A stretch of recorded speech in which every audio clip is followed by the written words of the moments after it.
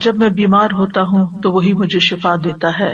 اور ایوب کو یاد کیجیے جب اس نے اپنے رب کو پکارا کہ مجھے تکلیف پہنچی ہے اور تو سب رحم کرنے والوں سے زیادہ رحم کرنے والا ہے، تو ہم نے اس کی دعا قبول کر لی۔ پھر جو کچھ اسے تکلیف تھی وہ ہم نے دور کر دی، اور ہم نے اسے اس کے اہل و عیال اور ان کی مانند ان کے ساتھ مزید بھی اپنے پاس سے بطور رحمت عطا کیے اور عبادت کرنے والوں کے لیے نصیحت کے طور پر۔ ایوب علیہ السلام اللہ سبحانہ تعالیٰ کے برگزیدہ نبی تھے۔ اللہ تعالیٰ کی طرف سے ان پر ایسی شدید آزمائش آئی کہ وہ بہت لمبی بیماری میں مبتلا ہو گئے، اور اس کی وجہ سے ان کے اہل و عیال بھی ان سے جدا ہو گئے، یا یہ بھی کہا جاتا ہے کہ وہ فوت ہو گئے، مال مویشی بھی ہلاک ہو گئے۔ لیکن ایوب علیہ السلام نے ہر مصیبت پر صبر کیا، اپنے رب پر بھروسہ کیا، کوئی شکوہ نہیں کیا، کوئی واویلا نہیں کیا، کوئی شکایت نہیں کی۔ جب تکلیف حد سے بڑھ گئی تو انہوں نے اللہ تعالیٰ سے دعا کی، اے میرے رب، مجھے بیماری لگ گئی ہے اور تو رحم کرنے والوں میں سب سے زیادہ رحم کرنے والا ہے۔ تو اللہ سبحانہ تعالیٰ نے ان پر اپنی رحمت نازل کی، ان کی دعا قبول فرمائی اور حکم دیا کہ زمین پر اپنا پاؤں مارو۔ انہوں نے پاؤں مارا تو ٹھنڈے پانی کا چشمہ نمودار ہو گیا۔ حکم ہوا کہ اسے پیو اور اس سے غسل کرو۔ وہ مبارک پانی پینے اور اس پانی کے ساتھ غسل کرنے سے ان کی ساری بیماری دور ہو گئی، یعنی پانی ان کے لیے شفا کا باعث بن گیا اللہ کے اذن سے، اور وہ پوری طرح صحت مند ہو گئے۔ اللہ تعالیٰ نے انہیں ان کے گھر والے بھی عطا فرما دیے اور اتنے ہی اور بھی دے دیے۔ وَأَيُّوبَ إِذْ نَادَى رَبَّهُ، اور ایوب کو یاد کیجیے علیہ السلام جب اس نے اپنے رب کو پکارا۔ ندا کا لفظ ہے، نادا، ندا کہتے ہیں بلند آواز سے پکارنے کو، یعنی ایک دعا ہوتی ہے جو ہم چپ کے مانگتے ہیں، جیسے زکریا علیہ السلام نے مانگی، اذ نادا ربہ نداء خفیہ۔ وہاں ندا کا لفظ ہے لیکن نداء خفیہ یعنی ایسی پکار تھی جو کہ چپکے تھی، لیکن یہاں پر صرف ندا کا لفظ ہے، نادا کا لفظ ہے۔ تو انہوں نے اپنے رب کو پکارا۔ دونوں طرح پکارنا چاہیے، دل ہی دل میں، چپکے اور بلند آواز سے بھی۔ رب ہر طرح سنتا ہے۔ کیا پکار کے کہا؟ انی مسنی الضر، یا رب مجھے تکلیف پہنچی ہے۔ در سے مراد انسان کی جسمانی بدحالی ہے، بیماری، لاغری، بڑھاپا، یہ سب چیزیں در میں آتی ہیں۔ وانت ارحم الراحمین، اور آپ سب رحم کرنے والوں میں سب سے بڑھ کر رحم کرنے والے ہیں۔ کتنا خوبصورت انداز ہے پکارنے کا، دعا کرنے کا۔ مختصر الفاظ ہے، کوئی لمبی چوڑی باتیں نہیں ہیں، چند لفظ ہیں لیکن بڑے ہی جامع لفظ، اور کسی چیز کا مطالبہ بھی نہیں کیا، صرف رحم کی درخواست کی، یعنی اللہ تعالیٰ کی رحم کا ایک طرح سے واسطہ دیا۔ وانت ارحم الراحمین۔ تو کیا ہوا نتیجہ؟ فاستجبنا لہ، ہم نے اس کی دعا قبول کر لی، اس کی گریہ ازاری قبول کر لی۔ فکشفنا بہ من ضر، اور جس تکلیف میں ہم نے اسے مبتلا کیا تھا اس سے عافیت عطا کر دی۔ وآتیناہ اہلہ ومثلہم معہم، اور جس طرح انہیں پہلے اللہ تعالیٰ نے اہل و عیال اور مال و دولت اور صحت اور عافیت عطا کی تھی، وہ سب چیزیں اللہ تعالیٰ نے لوٹا دی، بلکہ اور بھی زیادہ عطا کی، اور دنیا کی نعمتوں کے ساتھ اس صبر پر آخرت کے بڑے اجر و ثواب کا بھی وعدہ کیا۔ اللہ تعالیٰ نے ایک دوسرے مقام پر ایوب علیہ السلام کے صبر کی تعریف کی ہے، انا وجدناہ صابرا نعم العبد انہ اواب، بے شک ہم نے اسے صابر پایا۔ اللہ نے گواہی دے دی کہ وہ صبر کرنے والے تھے۔ ہم صبر بھی کرتے تو بعض اوقات ایسی تکلیف میں ہوتے ہیں کہ سوچتے ہیں پتہ نہیں یہ بھی صبر ہے یا نہیں، یعنی ہمارا صبر بھی صبر ہے یا نہیں، اس میں بھی ڈاؤٹ ہو جاتا ہے۔ تو اللہ سبحانہ تعالیٰ نے ان کے صبر کو مان لیا کہ صابر ہیں۔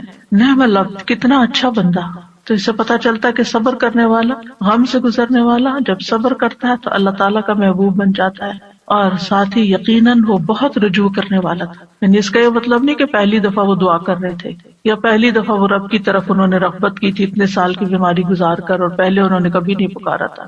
انہ اواب، وہ بہت زیادہ رجوع کرنے والے تھے رب کی طرف، بہت زیادہ اپنے رب کو پکارنے والے تھے۔ پھر فرمایا رحمتا من عندنا، انہوں نے ارحم الراحمین کہا تو یہاں پر اللہ تعالیٰ نے ان کو اپنی رحمت سے نوازا، رحمتا من عندنا، اپنے پاس سے رحمت عطا کی۔ اور یہ رحمت کیا تھی؟ اول شدید بیماری اور تکلیف اور آزمائش کے ساتھ ان پر رحم کیا، پھر انہیں صبر کی توفیق دے کر ان پر رحم کیا، پھر دعا قبول کر کے ان پر رحم کیا، پھر دعا قبول کرنے کے بعد صحت کے ساتھ اور مال و دولت وغیرہ لوٹایا اس کے ساتھ۔ تو یہ سب کچھ اللہ تعالیٰ کی عظیم رحمت تھی۔ رحمتم من عندنا. اور پھر آپ دیکھیں کہ اس رحمت کا ایک ظاہری مینیفیسٹیشن کیا تھا. ابو ہریرہ رضی اللہ عنہ روایت کرتے ہیں کہ نبی صلی اللہ علیہ وسلم نے فرمایا ایک بار ایوب علیہ السلام برہنہ غسل فرما رہے تھے کہ سونے کی ٹڈیاں آپ پر گرنے لگیں، یعنی جیسے بارش ہوتی ہے. ایوب علیہ السلام انہیں اپنے کپڑے میں سمیٹنے لگے. ان کے رب نے انہیں پکارا کہ اے ایوب، کیا میں نے تمہیں اس چیز سے بے نیاز نہیں کر دیا جسے تم دیکھ رہے ہو؟ یعنی مجھے معلوم ہے کہ تمہارے دل میں اس کی کوئی لالچ نہیں، کوئی رغبت نہیں، تمہیں اس کی ضرورت نہیں، تمہارے پاس اللہ نے پہلے سے ہی بہت کچھ عطا کر دیا ہے، تو تم پھر کیوں یہ سمیٹ رہے ہو؟ ایوب علیہ السلام نے جواب دیا، ہاں تیری بزرگی کی قسم، لیکن تیری برکت سے میرے لیے بے نیازی کیسے ممکن ہے، یعنی اس سے میں بے نیاز نہیں ہو سکتا.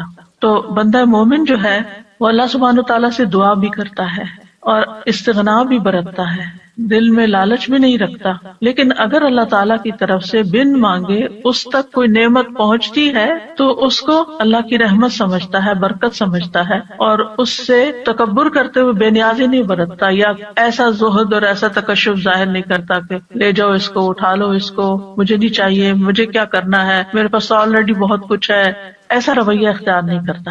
یہ بھی شکر گزاری کا ہی ایک انداز ہوتا ہے. اور ان کے دل میں یعنی ایک طرح سے یہ شکر گزاری تھی کہ یہ اللہ کی طرف سے آ رہا ہے، کیونکہ ظاہرہ کوئی انسان تو نظر نہیں آ رہا تھا جو ان پہ سونا برسا رہا، اللہ سبحانہ وتعالیٰ کی طرف سے ہی آ رہا تھا، اور ان کے وہم و گمان میں بھی نہیں تھا. اور جو چیز کسی لالچ اور کسی حرص کے بغیر انسان کے پاس آتی ہے تو اسے اللہ سبحانہ وتعالیٰ کی ایک نعمت سمجھ کر شکر گزار ہونا چاہیے بندے کو. وَذِكْرَىٰ لِلْعَابِدِينَ، اور عبادت گزاروں کے لیے ایک نصیحت ہے اس واقعے میں. یعنی عموماً جو عبادت گزار لوگ ہوتے ہیں اگر ان کی دعا قبول نہ ہو تو بعض اوقات وہ مایوس ہونے لگتے ہیں، اتنی دعا کی پھر کچھ نہیں ہوا، یا پھر یہ کہ بعض اوقات عبادت کی وجہ سے شیطان دل میں ایک عجیب سا خیال ڈال دیتا ہے کہ تم تو بہت نیک ہو اور تمہارا دنیا سے کیا تعلق ہو، اور انسان صرف دنیا کو کرٹیسائز ہی کرتا رہے اور دنیا کو برا بھلا ہی کہتا رہے. تو ایسا نہیں، یعنی عبادت اور اللہ کی نعمت دونوں جمع بھی ہو سکتی ہیں، جیسے ایوب علیہ السلام پر جمع ہوئی تھی کہ وہ عبادت گزار تھے، اواب تھے، بہت زیادہ اپنے رب کو پکارتے تھے، اس کی طرف رجوع کرتے تھے. اور اواب جو ہوتا ہے صرف دعا نہیں کرتا بلکہ نماز اور دیگر نیک اعمال کے ساتھ اپنے رب کی طرف رجوع کرتا ہے. اور اس میں اگر اللہ سبحانہ وتعالیٰ بندے پر اپنی رحمت فرماتا ہے، صحت دیتا ہے، طاقت دیتا ہے، تو ایسے میں وہ مزید شکر گزار ہوتا ہے. تو اس واقعے میں عبادت گزاروں کے لیے ایک نصیحت ہے کہ اگر بیماری آ جائے، اگر تکلیف آ جائے تو پھر کیا کرنا چاہیے. اگر مختلف چیزوں کے ذریعے انسان کی آزمائش ہو تو پھر کس طرح صبر کیا جائے، اللہ تعالیٰ کے سامنے کیسے فریاد پیش کی جائے، اور پھر جب اللہ تعالیٰ انعام فرمائے تو کس طرح بہیو کیا جائے.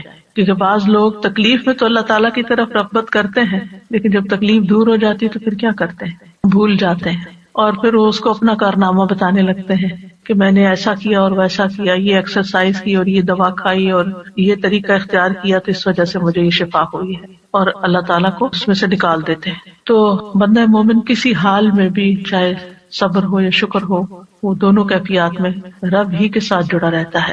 ایوب علیہ السلام کا واقعہ حدیث میں تھوڑی تفصیل کے ساتھ بھی آتا ہے. انس بن مالک کہتے ہیں کہ رسول اللہ صلی اللہ علیہ وسلم نے فرمایا، بے شک اللہ کے نبی ایوب علیہ السلام اپنی آزمائش میں 18 برس بیمار رہے، 1-2 دن نہیں، 18 سال.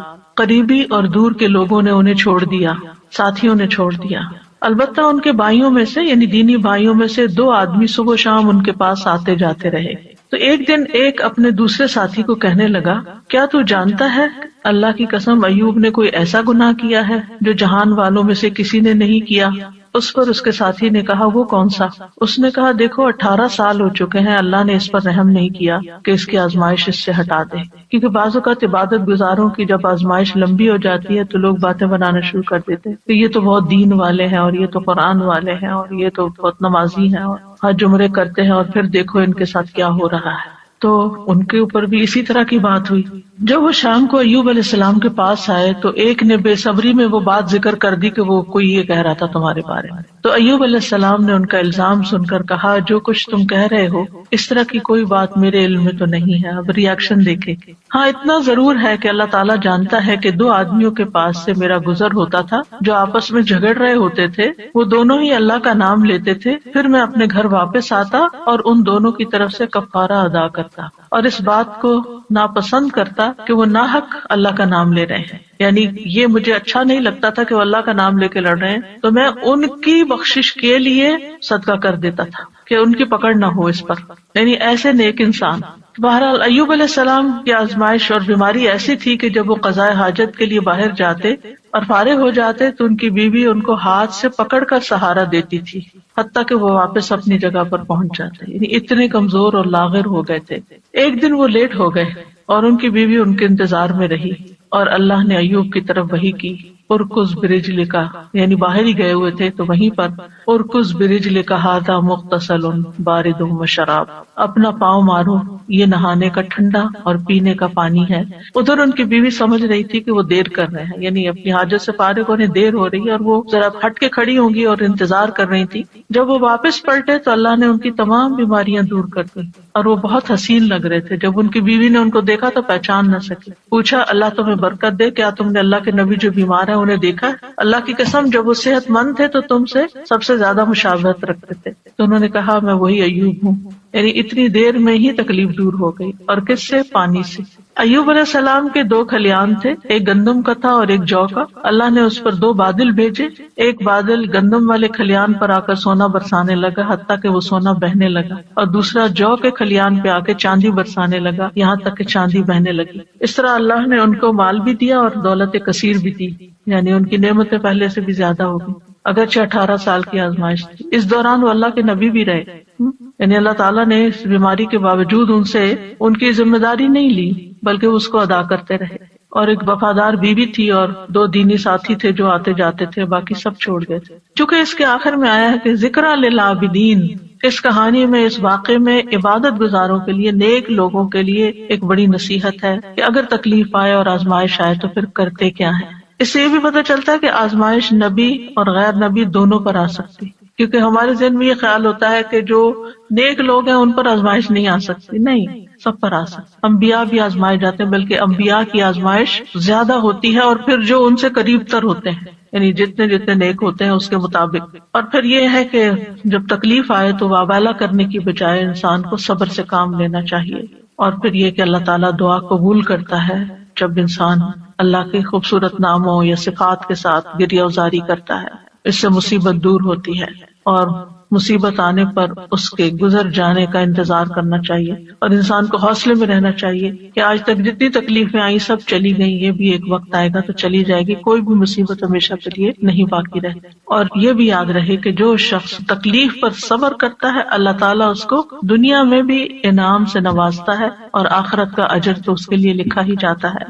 اور ہمیشہ انسان اپنے آپ کو اس تکلیف کے وقت یاد دہانی کراتا رہے کہ فَإِنَّ مَعَ الْعُسْرِ يُسْرًا، إِنَّ مَعَ الْعُسْرِ يُسْرًا، بے شک ہر مشکل کے ساتھ ایک آسانی ہے، بے شک اسی مشکل کے ساتھ ایک اور آسانی ہے. رسول اللہ صلی اللہ علیہ وسلم نے فرمایا مدد صبر کے ساتھ ہے اور کشادگی تنگی کے ساتھ ہے، اور بے شک ہر مشکل کے ساتھ ایک آسانی ہے، بے شک اسی مشکل کے ساتھ ایک اور آسانی. بس انسان کی نگاہیں ہوں جو اس آسانی کو ڈھونڈنے والی ہوں.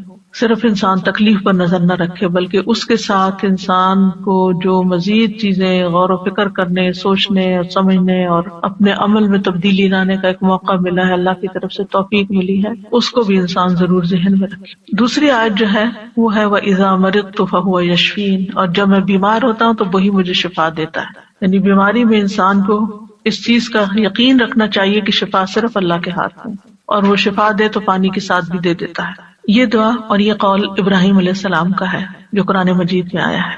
سورۃ الشعراء کی آیت نمبر 80 ہے کہ ابراہیم علیہ السلام نے اپنے والد اور اپنی قوم کے سامنے توحید کی دعوت پیش کی تھی اور اللہ تعالیٰ کا تعارف کروایا تھا انہی الفاظ میں کہ الذی خلقنی فہو یہدینی والذی هو یطعمنی ویسقینی واذا مرضت فہو یشفینی. اسی نے مجھے پیدا کیا ہے، وہی مجھے راہ دکھائے گا، وہی مجھے کھلاتا ہے، وہی مجھے پلاتا ہے، جب میں بیمار ہو جاتا ہوں تو وہی مجھے شفا دیتا ہے. یعنی شفا صرف اور صرف اللہ کے ہاتھ میں ہے، وہی شفا دیتا ہے. انسان کو اچھی طرح یقین ہونا چاہیے. اس لیے جب بیماری آئے، جب تکلیف آئے تو پہلا دھیان اللہ کی طرف جائے، پہلا خیال اللہ کی طرف جائے، ڈاکٹر کی طرف نہیں، دوا کی طرف نہیں، لوگوں کی طرف نہیں. اور اس پر اپنے آپ کو ٹیسٹ کیا کریں اگر کہیں چوٹ لگتی ہے، اگر کہیں درد ہوتی ہے، اگر کہیں کوئی بھی چیز پیش آتی ہے، ایک دم گلا پکڑا جاتا ہے کچھ، تو کیا خیال آتا ہے کہ اس سے نجات اور خلاصی کیسے ہوگی، اب کیا کروں؟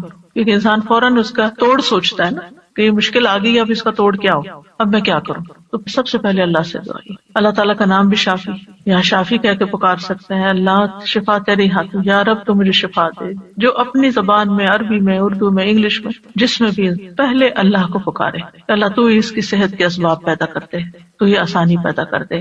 حضرت عائشہ کہتی ہیں کہ رسول اللہ صلی اللہ علیہ وسلم دم کرتے ہوئے یہ دعا پڑھا کرتے تھے، امسح البأس رب الناس بیدک الشفاء لا یکشف الکرب الا انت، اے لوگوں کے رب تکلیف کو دور کر دے، شفا تو تیرے ہی ہاتھ میں ہے، تیرے سوا اس کو دور کرنے والا اور کوئی نہیں۔ کیونکہ تکلیف ہمارے عقیدہ توحید کو بھی آزماتی ہے، اس کی بھی آزمائش کے لیے آتی، تو جب انسان کہتا ہے کہ صرف اللہ ہی کر سکتا ہے اور وہی سبب پیدا کرے گا اور باقی سب اسباب ہے، دوا ہو یا دعا ہو یا پھر کوئی ڈاکٹر کی یا کسی انسان کی مدد ہو، یہ سب وسائل ہیں، یہ اسباب ہیں، یہ وسائل ہیں، جبکہ اس کو دور کرنے کی طاقت صرف اللہ میں ہے، کرتا وہی ہے۔ تو آپ دیکھیے کہ ابراہیم علیہ السلام کا یہ ادب ہے، اور وہ کہتے ہیں کہ بیماری اور شفا دونوں اللہ ہی کی طرف سے ہیں، لیکن بیمار ہونے کی نسبت انہوں نے اپنی طرف کی ہے کہ جب میں بیمار ہوتا ہوں، میری بیمار کرتا تو اللہ، لیکن جب میں بیمار ہوتا ہوں فَهُوَ يَشْفِينِ، تو وہ مجھے شفا دیتا ہے۔ یعنی اگرچہ خیر اور شر دونوں کا خالق اللہ ہے، لیکن شر کی نسبت اپنی طرف کی ہے اور خیر کی نسبت اللہ تعالیٰ کی طرف کی ہے۔ کہا جاتا ہے نا کہ تندرستی 1000 نعمت ہے، واقعی تندرستی اور صحت اللہ تعالیٰ کی بہت بڑی نعمت ہے۔ نبی صلی اللہ علیہ وسلم نے فرمایا 2 نعمتیں ایسی ہیں جن کے بارے میں اکثر لوگ خسارے میں ڈالے گئے ہیں، تندرستی اور فراغت، فرصت، یعنی آپ کے پاس وقت ہوتا ہے، آپ بہت زیادہ کاموں میں دبے ہوئے نہیں ہیں، ڈوبے ہوئے نہیں ہیں، لیکن لوگ اس وقت سے فائدہ نہیں اٹھاتے، صحت سے فائدہ نہیں اٹھاتے، اور اسی طرح فراغت سے صحیح فائدہ نہیں اٹھاتے، حتیٰ کہ بیماری اور بڑھاپے کے منہ میں جا پڑتے ہیں جب وہ پھر کچھ کرنے کے قابل نہیں رہتے۔ اور ہمیں یہ بھی حکم دیا گیا ہے کہ ہم صحت کی حفاظت کریں، اپنے جسم پر ناروا بوجھ نہ ڈالیں۔ عبداللہ ابن عمرو ابن العاص کہتے ہیں نبی صلی اللہ علیہ وسلم کو میرے بارے میں یہ بات پہنچی کہ میں مسلسل روزے رکھتا ہوں اور رات بھر نماز پڑھتا ہوں، دن کو روزہ رات کو نماز، نہ کھانا نہ نیند، یعنی بہت کم دونوں چیزیں۔ تو آپ نے میری طرف پیغام بھیجا کہ ملاقات کے لیے حاضر ہوں، تو میں نے آپ سے ملاقات کی۔ آپ نے فرمایا کیا مجھے یہ خبر نہیں دی گئی کہ تم روزے رکھتے ہو اور افطار نہیں کرتے اور رات بھر نماز پڑھتے رہتے ہو؟ یعنی مجھے یہ معلوم ہے، یہ نہیں بتایا کس نے بتایا کیا، یعنی مجھے یہ اطلاع پہنچی ہے، کنفرم کرو یہ ایسے ہی ہے۔ تو جب انہوں نے کہا کہ ہاں، تو آپ نے فرمایا تم اس طرح نہ کرو، کیونکہ تمہاری آنکھوں کا بھی تم پر حق ہے، تمہارے نفس کا بھی تم پر حق ہے، تمہاری بیوی کا بھی تم پر حق ہے، تم روزہ بھی رکھو اور افطار بھی کرو، نماز بھی پڑھو اور سویا بھی کرو، اور ہر 10 دنوں میں 1 دن کا روزہ رکھ لو، یہ تمہارے لیے 9 روزوں کا اجر بن جائے گا۔ اور ایک اور روایت میں آتا ہے، صحیح بخاری کی روایت ہے، آپ نے فرمایا اگر تم ایسا کرتے رہے، یعنی ہر وقت روزے سے رہے اور ہر وقت جاگتے رہے، تو تمہاری بینائی کمزور ہو جائے گی اور تمہارا نفس تھک جائے گا۔ یعنی عبادت میں بھی اعتدال کرو، اس طرح کا بوجھ اپنے اوپر نہ ڈالو کہ تم بیمار پڑ جاؤ۔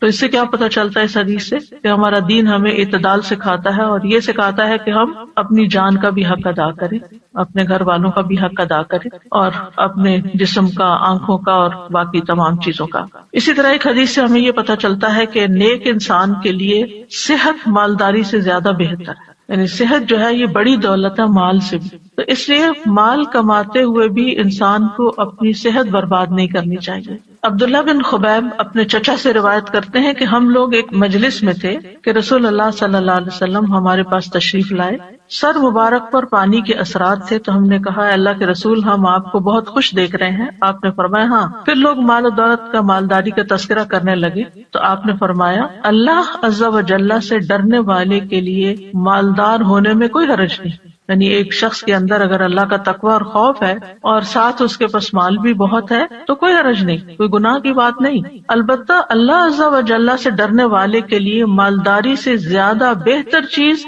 صحت ہے، اور دل کا خوش ہونا اللہ کی نعمت ہے۔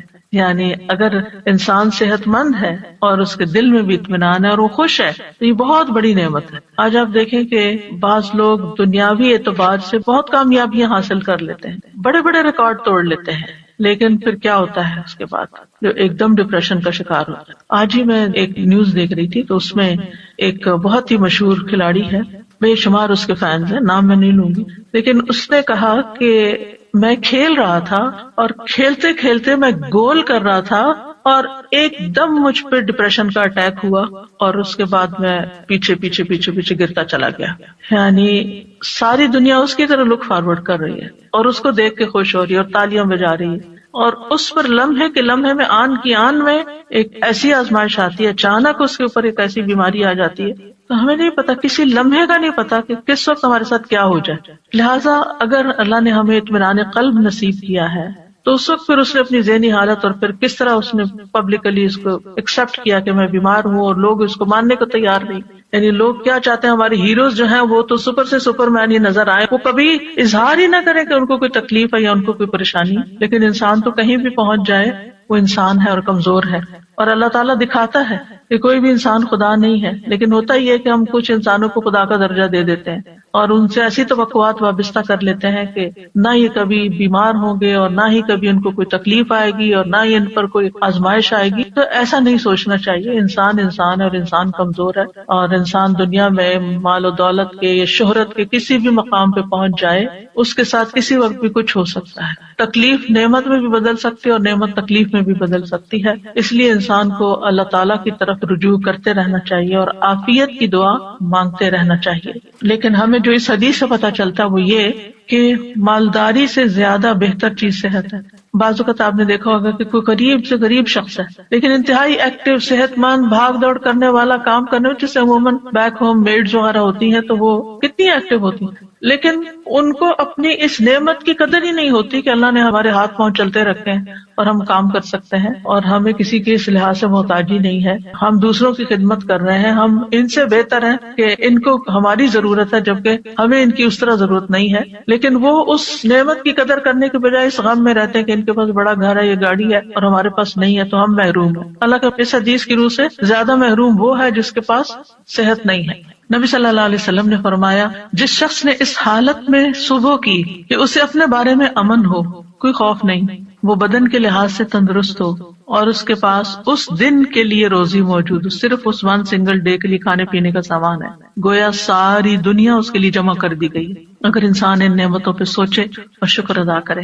رسول اللہ صلی اللہ علیہ وسلم نے فرمایا، اللہ سے عافیت کا سوال کیا کرو کیونکہ کسی انسان کو عافیت سے بڑھ کر کوئی چیز نہیں دی گئی۔ معاذ بن رفاع اپنے والد سے روایت کرتے ہیں کہ ابو بکر صدیق رضی اللہ تعالی عنہ ممبر پر کھڑے ہوئے پھر رو دیے، فرمایا گزشتہ سال رسول اللہ صلی اللہ علیہ وسلم ممبر پر کھڑے ہوئے، یہ کہہ کر ابو بکر پھر رو پڑے اور فرمایا اللہ سے معافی اور عافیت کا سوال کرو کیونکہ یقین کے بعد عافیت سے بڑھ کر کوئی نعمت کسی کو نہیں دی گئی۔ اسی طرح نبی صلی اللہ علیہ وسلم نے ایک شخص کو نصیحت کرتے ہوئے فرمایا کہ 5 چیزوں کو 5 چیزوں سے قبل غنیمت سمجھو، جوانی کو بڑھاپے سے پہلے، صحت کو بیماری سے پہلے، مالداری کو فقیری سے پہلے، فراغت کو اپنی مصروفیت سے پہلے، زندگی کو موت سے پہلے۔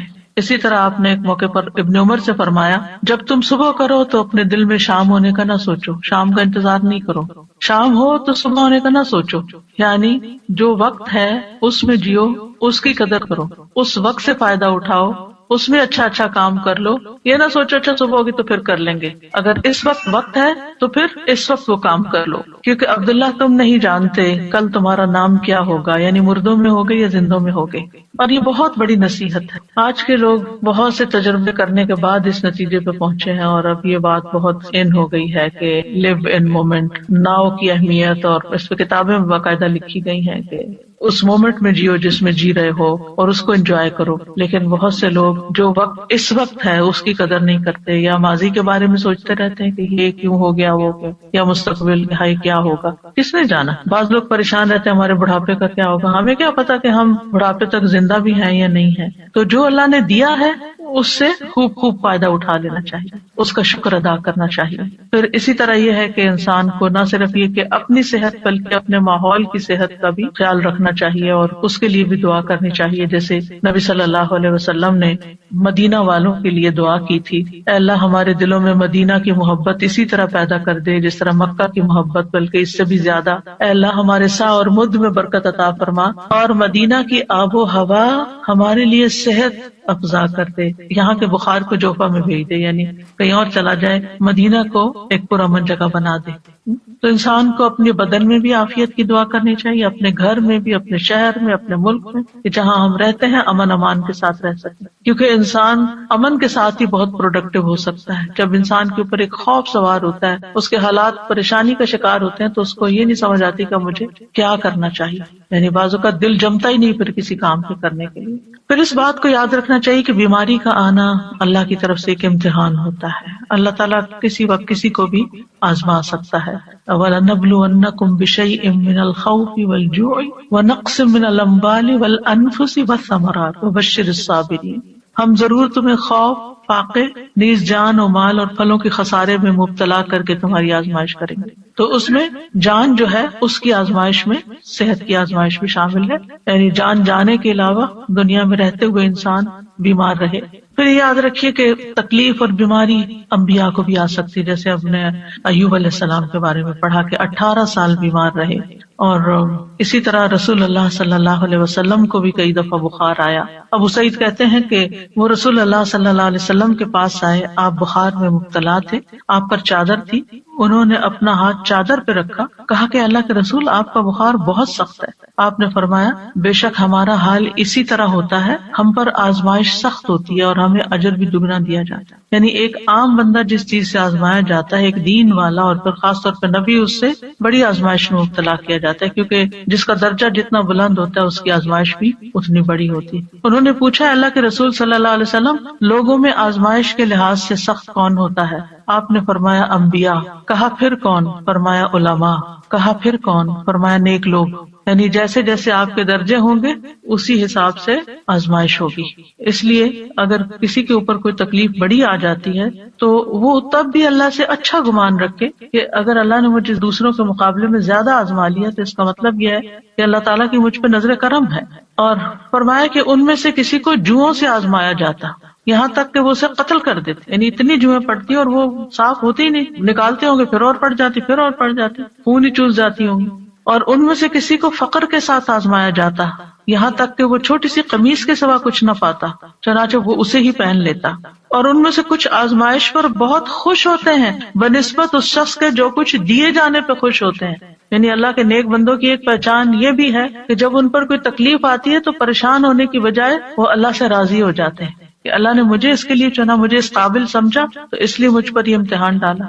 یعنی عافیت تو مانگنی چاہیے، لیکن مانگنے کے باوجود اگر اللہ تعالیٰ آزما لیتا ہے تو ناراضگی کی کوئی گنجائش نہیں۔ مثلاً ایک انسان نیک کام کر رہا ہوتا ہے لیکن ابھی اس کا وہ درجہ نہیں اونچا گیا، وہ گراف ابھی نیچے ہی ہے، کہ یکایک ایسی مصیبت آتی ہے کہ جس پہ صبر کی وجہ سے وہ اعلیٰ ترین درجے پہ پہنچ جاتا ہے، اور اگر وہ صبر نہیں کرتا تو پہلے سے بھی نیچے آ جاتا ہے۔ انبیاء کو 2 آدمیوں کے برابر بخار ہوتا ہے۔ پھر آپ دیکھیے کہ مسلمان کو جب کوئی کانٹا بھی چبھتا ہے تو پھر اس کے ذریعے اللہ تعالیٰ اس کے گناہوں کو ایسے دور کرتا ہے جیسے سوکھے درخت سے پتے جھڑ کے اس کو صاف کر دیتے ہیں۔ مریض کے لیے خوشخبریاں بھی ہیں، اب اپنی کوئی نہ کوئی بیماری تکلیف یاد کر لی، کیونکہ آج کل تو ہر شخص کسی نہ کسی بیماری میں کہیں نہ کہیں مبتلا رہتا ہی ہے، اور وہ بہت بودر بھی کرتی ہے بعض اوقات کہ کب میری جان چھوٹے گی اس سے، اور یہ کیوں ہے، اور مجھے اتنی دوا کھانی پڑتی ہے، اور باقی لوگ بغیر دواؤں کے بھاگے دوڑے پھرتے ہیں۔ تو انسان بلا وجہ اپنے اوپر ایک شیطانی وسوسوں کی وجہ سے بوجھ محسوس کرنے لگتا ہے، لیکن یاد رکھیے کہ اللہ تعالیٰ جس کے ساتھ بھلائی کا ارادہ کرتا ہے اس کو مصیبت میں مبتلا کر دیتا ہے۔ یہ صحیح بخاری کی روایت ہے، من یرد اللہ بہ خیرا یصب منہ، کیونکہ اس تکلیف اور اس آزمائش اور اس سپن کے اندر سے گزر کے بندہ نکھر جاتا ہے یا پھر پلٹ جاتا ہے۔ تو یہ جو نکھار ہے نا، اور یہ چمکاؤ جو ہے انسان کے دل کے اندر اور انسان کی پرسنالٹی میں، یہ مشکل سے گزر کر ہی آتا ہے۔ ام سلمہ کہتی ہیں کہ میں نے رسول اللہ صلی اللہ علیہ وسلم کو فرماتے ہوئے سنا، جب اللہ بندے کو کسی مصیبت کے ساتھ آزماتا ہے اور وہ اپنی حالت اور کیفیت کی بنا پر اسے ناپسند کرتا ہے تو اللہ تعالیٰ اس تکلیف کو اس کے گناہوں کا کفارہ اور اسے پاک کرنے کا سبب بنا دیتا ہے، جب تک کہ وہ لاحق ہونے والی تکلیف کو اللہ کے علاوہ کسی اور در پر پیش نہیں کرتا، یعنی اسے دور کرنے کے لیے غیر اللہ کو نہیں پکارتا، اللہ ہی کو پکارتا، اللہ ہی سے دعائیں مانگتا ہے۔ تو مومن کو تو ایک کانٹا بھی چپ جائے تو اس پر بھی اللہ سبحانہ وتعالیٰ اس کا گناہ معاف کر دیتا ہے۔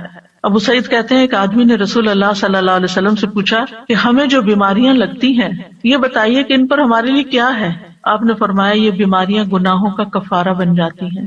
ابی ابن کعب نے عرض کیا اگرچہ بیماری چھوٹی ہو, آپ نے فرمایا اگرچہ ایک کانٹا ہی چپ جائے یا اس سے بھی کم. بعض اوقات آپ نے دیکھا ہوگا کہ آپ گارڈننگ کر رہے ہوتے ہیں یا پھول توڑنے لگتے ہیں, کوئی سبزی توڑنے لگتے ہیں, تو آپ کے ہاتھ میں چھوٹا سا نظر نہ آنے والا چھوٹا سا کانٹا چپ جاتا ہے. اب وہ نظر بھی نہیں آتا, لیکن اس کی چبھن اور اس کی بودریشن اور اس کی تکلیف ایسی ہوتی ہے کہ انسان کسی پل اس کو بھولتا نہیں, یعنی اسے بے چین رکھتا ہے. وہ اس پر بھی اجر ہے, لیکن اس وقت اجر بھول جاتا ہے, بس تکلیف ہی یاد رہتی, اور اس کے بدلے اللہ تعالیٰ انسان کے درجات بلند کر دیتا ہے. سادہ جی مجھے خیال آیا کہ اجر کے لیے شاید ہم اتنے حریص نہیں ہیں, ہم اس کو اتنا اس طرح مٹیریلائز کر کے نہیں دیکھتے. جیسے کانٹے چبھنے اور اس کی بات کی نا آپ نے, مجھے خیال آیا کچھ لوگ اپنی مالی مجبوری کی وجہ سے جا کے بلڈ اپنا بیچتے ہیں, یعنی پنچ کرا کے بلڈ نکلواتے ہیں, کوئی ویکنس ہوتی ہوگی یا کوئی آرگن بیچ دیتے ہیں, کوئی اس طرح کا چیز ہوتی ہے, تو وہ ان کے سامنے وہ مالی فائدہ ہوتا ہے جسے وہ ان کو زیادہ چاہیے ہوتا ہے, تو وہ اپنے جسم کا ایک حصہ یا جسم کا خون بیچ دیتے ہیں. لیکن انسان کے اوپر اچانک سے کوئی آزمائش آ جاتی ہے تو اس وقت وہ چیز نظر نہیں آ رہی ہوتی نا کہ اس کے بدلے اجر ملنے والا کیا ہے. جیسے پڑھا بھی ہے, حدیث میں بھی ہے, یقین بھی ہے, لیکن شاید ہماری وہ لیول آف ہرس نہیں ہے کہ ہم پھر اس پہ اس وقت صبر کر جائیں. اصل میں جب آخرت کو سامنے رکھ کے انسان جیتا ہے نا, تو چیزیں اور طرح نظر آتی ہیں.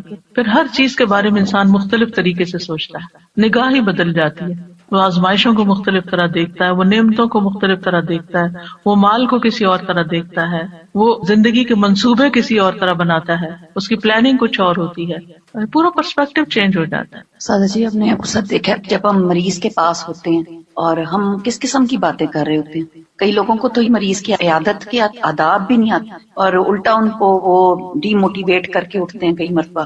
تو یہ اس قسم کی باتیں جو ہیں اگر ہم کہیں لکھ لیں اور کہیں لے جائیں, میں بلکہ کتاب نکال کے رکھی تھی کہ میں ساتھ لے کر آؤں گی, کیونکہ یہ جو میں آپ کو بتا رہی ہوں اس کا بہت سا مٹیریل اس کے اندر موجود ہے. یعنی یہ کتاب جو ہے اس میں اسی طرح ریسرچ کر کے یہ ساری احادیث اور پھر آیات دعائیں وغیرہ جمع کی گئی تھی کہ جب بھی کوئی بیمار ہو تو اس کو تحفہ دے دیا جائے, وہ بیٹھ کے پڑھتا رہے اور کم از کم اس کی پریشانی دور ہو. مجھے جب کسی کا پتہ چلتا ہے تو میں اس کو ریکمینڈ کرتی ہوں کہ یہ کم از کم پہلے 2-3 صفحے جو ہے نا وہ تو ضرور پڑھ لو, کیونکہ اس میں یہ خوشخبریاں اور یہ ساری چیزیں کہ بیماری کیوں آتی ہے اور کیا کرنا چاہیے. کیونکہ اگر انسان کو یہ بات سمجھ آ جائے نا کہ میں نے اس میں اب آ تو گئی آنے والی چیز, وہ تو نہیں ٹال سکتا, اب تو وہ اپنے وقت کے ساتھ ہی جائے گی, تو کم از کم ایک حوصلہ بلند ہو جاتا ہے, اس کا morale بلند ہو جاتا ہے, اس کی سوچ بدل جاتی ہے, وہ اتنا miserable نہیں ہوتا, وہ اتنا سیلف پٹی کا شکار نہیں ہوتا, صبر کرنا آ جاتا ہے جو کہ اس وقت کی ضرورت ہوتی ہے. پھر وزٹنگ دا سک, اس میں اگر آپ جا رہے ہیں تو آپ بیمار کے اوپر کیا پڑھ کے دم کریں.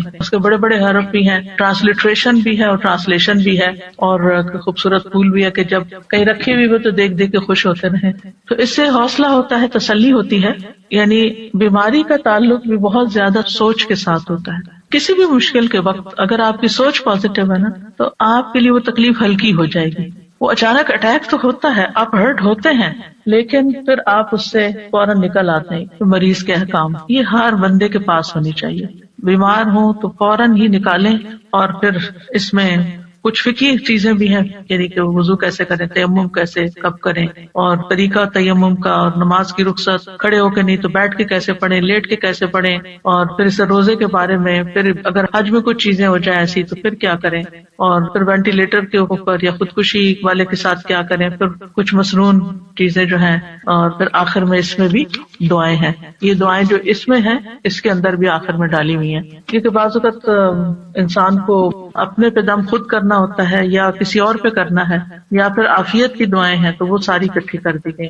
اس کے علاوہ یہ حسن صحت کتاب جو ہے, بیسیکلی جو میرا جینا میرا مرنا ہے, اس کتاب کا جو پہلا چیپٹر تھا حسن صحت کے بارے میں, اس کو جب میں نے پڑھایا تو تھوڑا الیبوریٹ کیا تھا اور نئی چیزیں اس میں ڈالی تھی. تو الحمدللہ اس میں بھی بہت سی ایسی چیزیں. تو یہ کتابیں ہر گھر میں ہونی چاہیے تاکہ اللہ نہ کرے کہ کوئی تکلیف میں ہو یا بیمار ہو تو اس وقت انسان ان کو پڑھ لے. میں نے تو اپنے دائیں ہاتھ کے پاس رکھی ہوئی ہے تاکہ وقتاً فوقتاً پڑھ کے اپنی سوچوں کا علاج بندہ کرتا رہے, اپنا morale بہتر کرتا رہے. کیونکہ بیماری تو بیماری ہوتی ہے, لیکن اس کے اندر جو پریشانی اور جو نیگیٹو تھنکنگ اور شیطان کے وساوس وہ انسان کو زیادہ بیمار کر دیتے ہیں. اور جب انسان کو یہ ہوتا ہے کہ بیماری اللہ کی رضا کا سبب بھی بن جاتی ہے تو انسان کے لیے حوصلہ ہو جاتا ہے. وہ کیلنڈر بھی اسی مقصد کے لیے بنایا تھا کہ ڈاکٹرز کی ٹیبل پر ہو, کیونکہ ہوتا یہ ہے کہ جب ڈاکٹر کی ٹیبل پہ کوئی چیز بھی رکھی ہوتی ہے نا تو مریض جب بیٹھا ہوتا ہے تو ادھر ادھر کچھ نہ کچھ پڑھتا رہتا ہے, تو اس دن کا ڈیٹ بھی ہو اور پھر ساتھ وہ حدیث بھی پڑھ لیں. میں نے رکھا ہوا مین روم میں، اس کو بدلتی رہتی ہوں، آتے جاتے پڑھتے رہتے ہیں. بالکل. تو یہ چھوٹی چھوٹی چیزیں ہیں جو انسان کو مشکل وقت میں ایک ریمائنڈر دیتی ہیں اور انسان کو فائدہ ہوتا ہے اور تکلیف آسان ہو جاتی ہے اور پھر گزر بھی جاتی ہے، پتہ بھی نہیں چلتا. جی میں سوچ رہی تھی کہ حضرت ایوب کے صبر کی تو مثال ہے ہی، لیکن اس کے ساتھ ان کی جو بیوی تھی، وہ جو تیماردار تھی ان کی اولین، ان کا اپنا صبر اور ان کا حوصلہ اور ان کی ہمت افزائی حضرت ایوب کو کرواتے رہنا. ہم سب ان لوگوں کے لیے جو تیمارداری کرتے ہیں کسی نہ کسی حوالے سے، کسی نہ کسی بیمار شخص کی، تو کتنا ضروری ہے کہ اس کی امید کبھی نہ توڑیں. میں ایک موٹیویشنل اسپیکر کا ایک چھوٹا سا کلپ تھا، وہ سن رہی تھی، وہ ڈاکٹر بھی ہیں، تو وہ بتا رہے تھے کہ ایک بہت ہی سیویئر قسم کا کینسر کا پیشنٹ تھا جس کو ملٹیپل کینسرز ہوتے گئے اور وہ بار بار اپنے ڈاکٹر سے یہ پوچھتا تھا کہ میں کب تک سروائیو کروں گا، میں اور کتنا جی سکتا ہوں. تو ہر بار اس کو یہ کہتے کہ کوئی نہیں، آپ بالکل ٹھیک ہو جائیں گے، کوئی مسئلہ نہیں ہے، آپ کو بیماری آپ کی دور ہو جائے گی. اور وہ ٹھیک ہو جاتا تھا، اس کا وہ کینسر دور ہو جاتا تھا. لیکن ایک وقت ایسا آیا کہ جب وہ ڈاکٹر جو تھے ان کے منہ سے بس اب یہ نکل گیا کہ بس اب آپ دعا کیجئے، اب ہم کچھ نہیں کر سکتے. یعنی اس کی امید ختم ہو گئی، اور وہ اس کی امید کا ختم ہونا تھا کہ وہ خود بھی ختم ہو گیا پھر.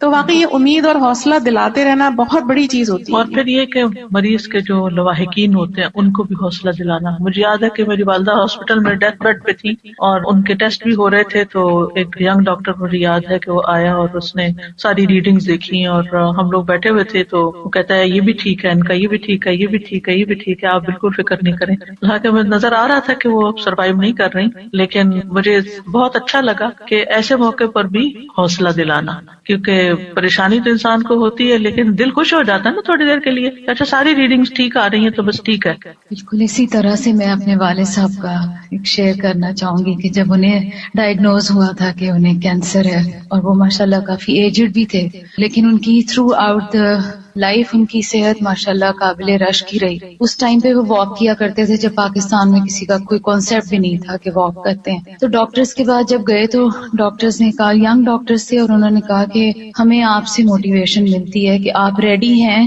کیمو کروانے کے لیے بھی. حالانکہ ان کی جو ایج تھی وہ ریکمینڈ نہیں کرتے تھے. تو میرے ابا جی کہتے تھے کہ نہیں الحمدللہ میں کر سکتا ہوں. اور مجھے ایک دفعہ جب ان کا فون کال یہاں پر آیا، کیونکہ جب میں انہیں کال کرتی تھی تو شاید وہ نہیں مجھے مل رہے تھے، اور جب وہ مجھے کال کرتے تھے تو میں نہیں مل رہی تھی، تو میرے پاس ان کا ریکارڈنگ میں آیا کہ بیٹے پنجابی میں انہوں نے مجھے کہا کہ میں تمہارا ابو سرور احمد بات کر رہا ہوں، اور تم میرے لیے پریشان نہ ہونا، میں اللہ کی رضا پہ راضی ہوں، اور میں ساری زندگی بہت اچھی گزری الحمدللہ، اور مجھے کوئی شکوہ کسی سے نہیں، تو میں فیس کروں گا اس کو.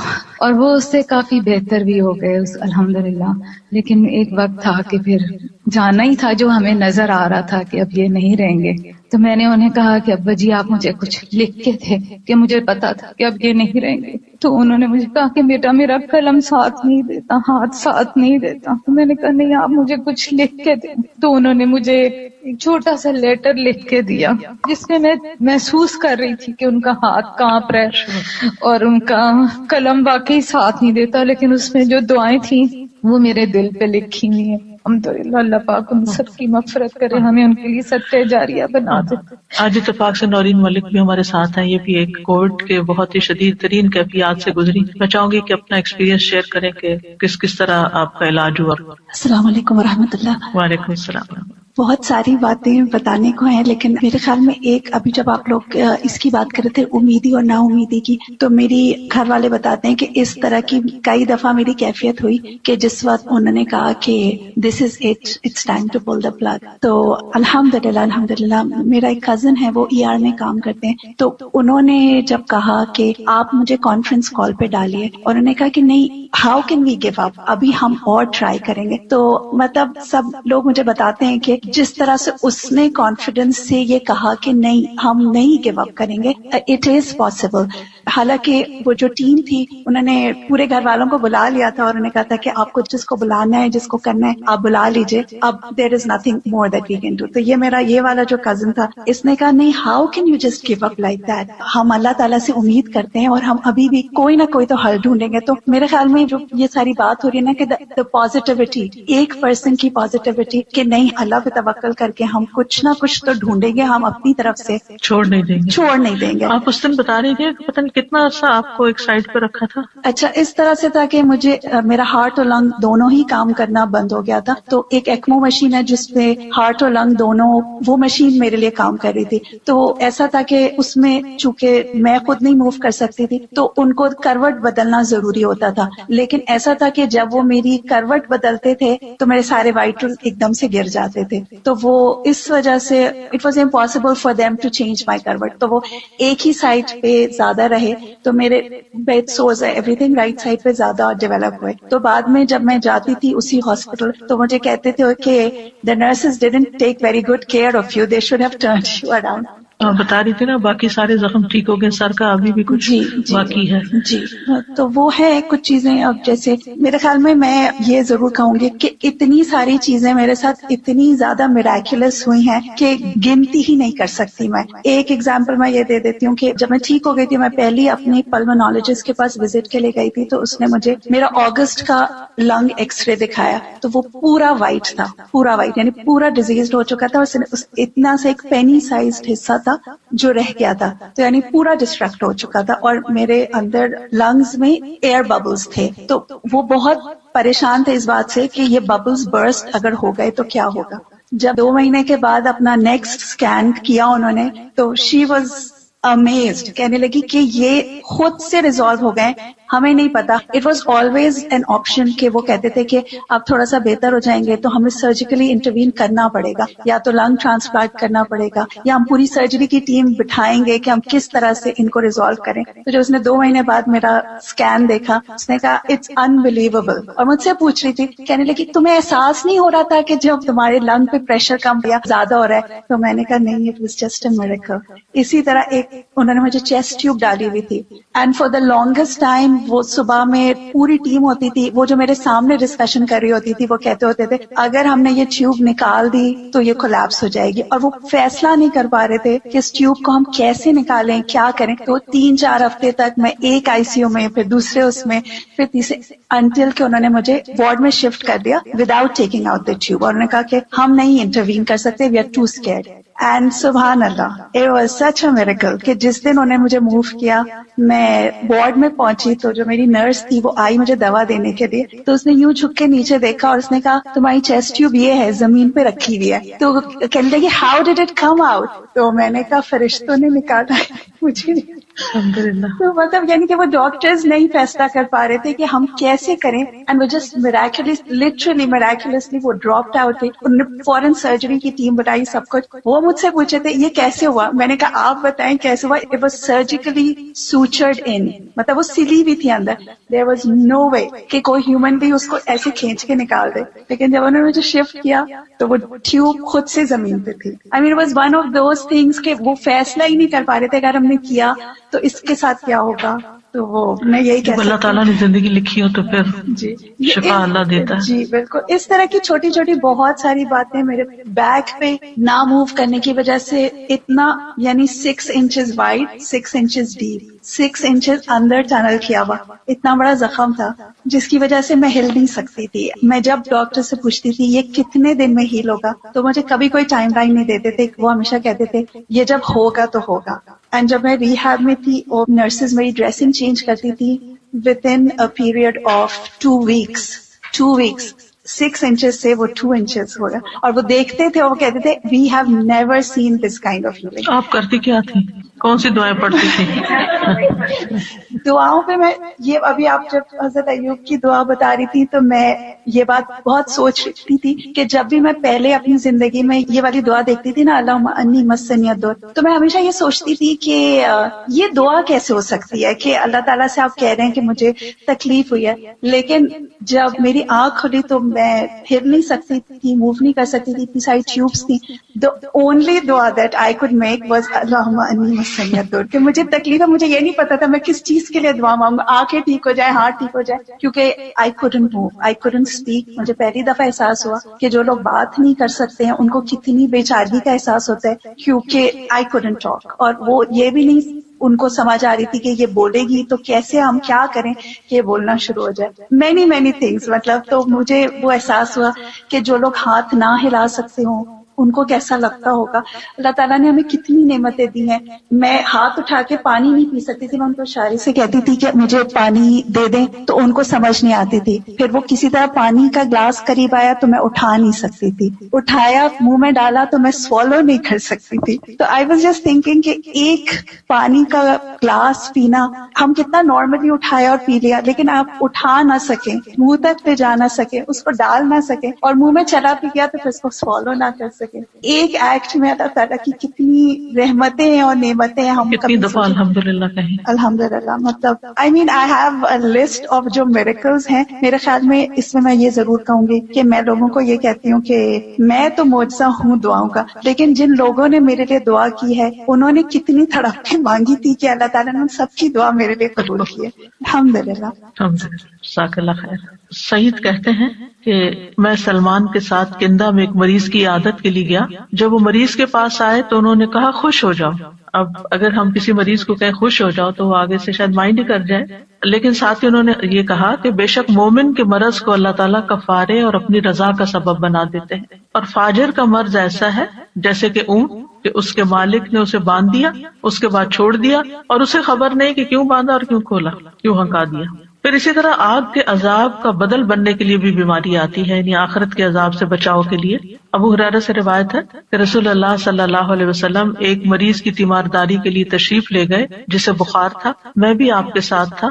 آپ نے اسے فرمایا خوش ہو جاؤ, بے شک اللہ تعالیٰ فرماتے ہیں یہ بخار میری آگ ہے جسے میں اپنے بندے پر دنیا میں مسلط کر دیتا ہوں تاکہ اس کی آخرت والی آگ کے عذاب کا بدل بن جائے. اس لیے بخار کو کبھی برا بھلا نہیں کہنا چاہیے, نہیں, دنیا کا بخار آخرت کے عذاب سے بچاؤ کا ذریعہ بن جاتا ہے. پھر اسی طرح عام دنوں میں انسان جو نیک عمل کرتا رہتا ہے, بیماری میں اگر نہیں کر سکتا تو وہ اس کے لکھے جاتے ہیں.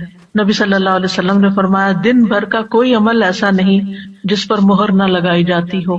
چنانچہ جب مسلمان بیمار ہوتا ہے تو فرشتے عرض کرتے ہیں اے اللہ, اے ہمارے رب, تو نے فلاں بندے کو روک دیا, یعنی اب وہ یہ نہیں کر سکتا جو پہلے ہر روز کرتا تھا. رب عز و جل فرماتا ہے کہ اس کے تندرست ہونے تک جیسے وہ اعمال کرتا ہے ان کی مہر لگاتے جاؤ, یا یہ کہ وہ فوت ہو جائے تو پھر اور بات ہے. یعنی بیماری میں ان سارے اعمال کو اس کے لیے مہر لگاتے جاؤ, یعنی انہی اعمال کو ریپلیکیٹ کرتے جاؤ کہ گویا کہ وہ کر رہا ہے. رسول اللہ صلی اللہ علیہ وسلم نے فرمایا جب کوئی بندہ بیمار ہوتا ہے یا سفر میں جاتا ہے تو اس کے وہ تمام عمل لکھ دیے جاتے ہیں جو وہ حالت قیام اور زمانے تندرستی میں کیا کرتا تھا. اور دنیا میں جن پہ تکلیف آتی ہے اگر وہ صبر کرے تو قیامت کے دن ان کو ملنے والے اجر کو دیکھ کر لوگ تمنا کریں گے کاش ہماری جلدیں کینچیوں سے کاٹ دی جاتی. پھر اسی طرح بعض بیماریوں میں جب لوگ فوت ہو جاتے ہیں تو شہادت کا ثواب ملتا ہے. رسول اللہ صلی اللہ علیہ وسلم نے فرمایا فی سبیل اللہ مارے جانے کے علاوہ 7 طرح کی شہادت اور ہے. ایک وہ جو طاعون کی بیماری میں مرے, دوسرے جو پانی میں ڈوب کر مرے, تیسرے جو ذات الجم جیسے پھیپھڑوں کی بیماری اس میں مرے, چوتھا پیٹ کی بیماری میں مرنے والا, پانچواں جل کر مرنے والا, چھٹا چھت یا دیوار کے نیچے دب کے مرنے والا, ساتویں وہ عورت جو حاملہ ہو اور مر جائے. یہ سب شہید کہلائیں گے, یہ سب بھی شہادتیں ہیں. پھر اللہ کے اذن سے بیماری جو ہے وہ جنت میں داخلے کا ذریعہ بھی بنتی ہے. اور اس میں وہ خاتون جس کو مرگی کا دورہ پڑتا تھا اور اس نے دعا کے لیے کہا تو آپ نے فرمایا اگر تم چاہو تو صبر کرو, تمہارے لیے جنت ہے, اور چاہو تو میں تمہارے لیے دعا کر دوں کہ اللہ تمہیں صحت اور عافیت دے دے. تو اس نے کہا کہ میں صبر کروں گی لیکن میرا سطر کھل جاتا ہے, تو آپ دعا کریں کہ میں جب بے ہوش ہوں تو پھر میرا سطر نہ کھلے. تو آپ نے اس کے لیے دعا کر. آج کے لیے اتنا ہی کافی ہے, انشاءاللہ تعالی باقی کل سیکھو کنٹینیو کریں گے. جزاکم اللہ خیرا وآخر دعوانا ان الحمد للہ رب العالمین. سبحانک اللہم وبحمدک اشہد ان لا الہ الا انت استغفرک واتوب الیک. السلام علیکم ورحمۃ اللہ وبرکاتہ.